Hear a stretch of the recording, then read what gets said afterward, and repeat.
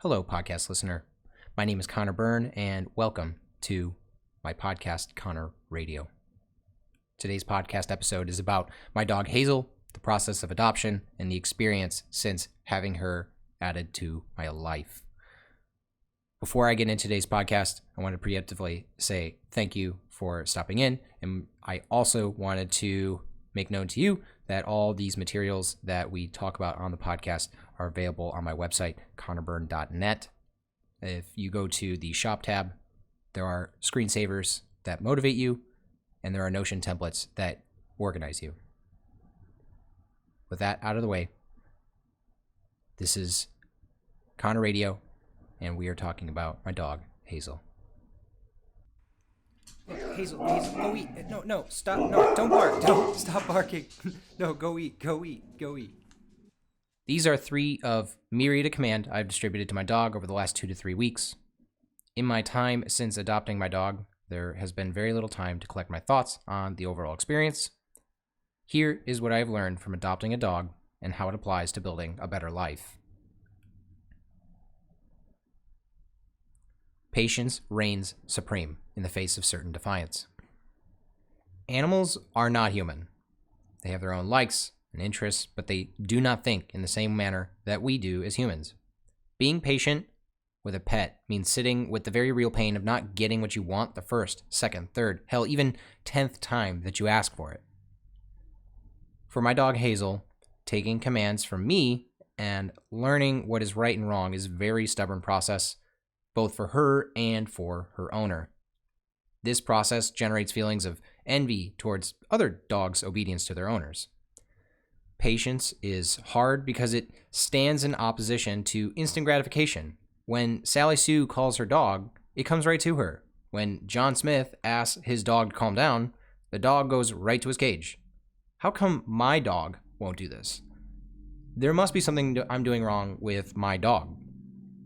Do not place blame outside of yourself. Responsibility will produce feelings of frustration, resentment, and worry.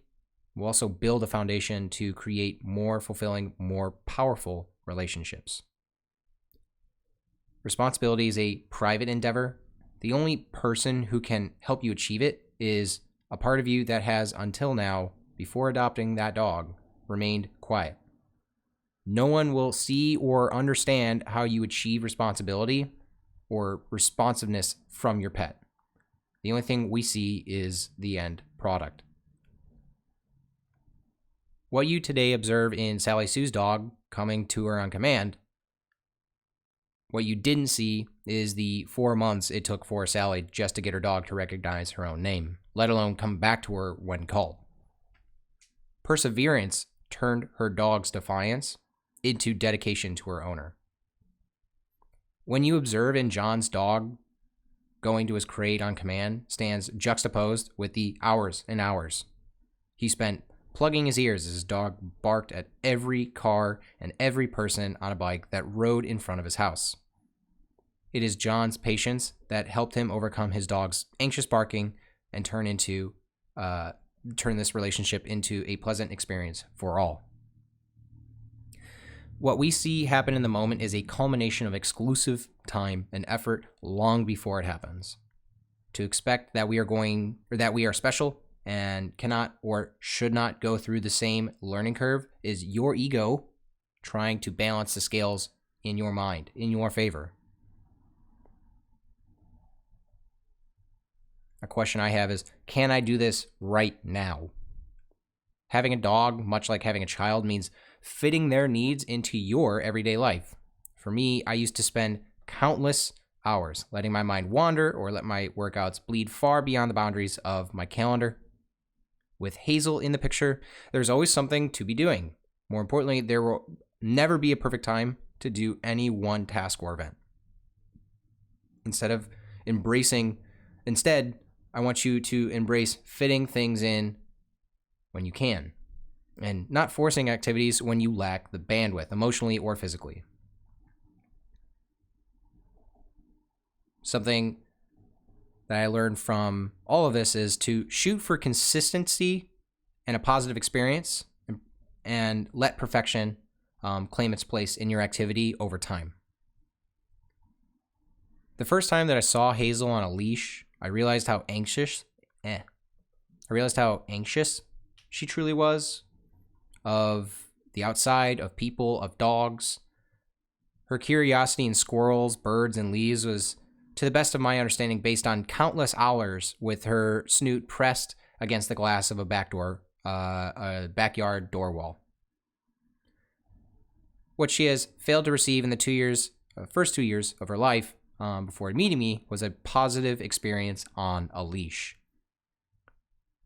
Take even today, where I took her on a walk and I noticed that there is a significant opportunity to have positive experiences on a leash. This lesson will be best learned much like two partners learning how to dance. Imposing perfection on my pup early on steals away the joy I can have with her. The same is true for the interactions with our friends and our family. If we choose to only accept perfection from those around us, we will never find a truly gratifying center in our relationships, only reasons to walk away from them. When someone is challenging you, try reflecting on that struggle and ask yourself, am I letting perfection get in the way of this relationship?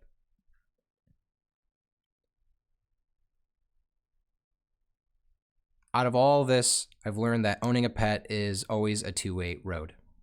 The above reflections on owning a dog paint a picture that isn't all rainbows and sunshine. Fortunately, the clouds of experience have a silver lining.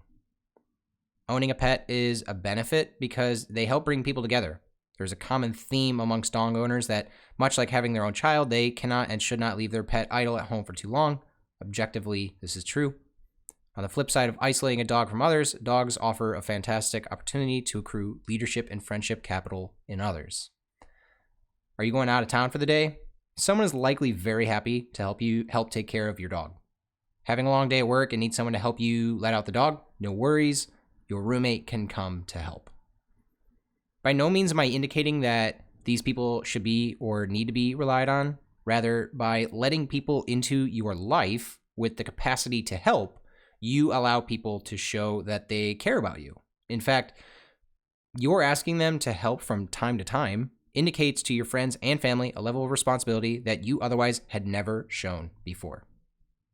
By these accounts, dogs command respect, but also create it for their owners. On a personal account, dogs accrue leadership capital in ourselves. If you're like me, you've spent over 26 years of your life without much to take care of other than your own selfish desires. As soon as I added a dog to the mix, I began to purely tap into true responsibility. By having a dog, I continue to improve how I can be a leader for my pet and, in turn, myself. Taking the dog to the vet helps me realize that I need to dedicate more time to my own preventative care. Taking the dog for walks reminds me daily that one of the best forms of medicine and activity is outside my front door. Dogs, for as much time and energy they require, help us tap into personal feelings of grace and patience and respect for ourselves. Our care for dogs teaches us that we all can be better leaders and more confident people. Conclusively, embracing a new life with a new pet is a full-time job on top of your already full-time job. Fortunately, by taking steps to improve their life experience, we can not only serve the best versions of ourselves, but also bring others along for the ride. So here's to the first of many, many months with my newfound confidant, Hazel Grace. Are you looking to take the next step? Perhaps you should check your local shelter listings for dogs that are available for adoption. Across the nation, shelters need good people and good homes for these animals. If you feel you and your house are able to accommodate a new fluffy friend, submit an application today at your local shelter. Thank you for listening. Respectfully, Connor.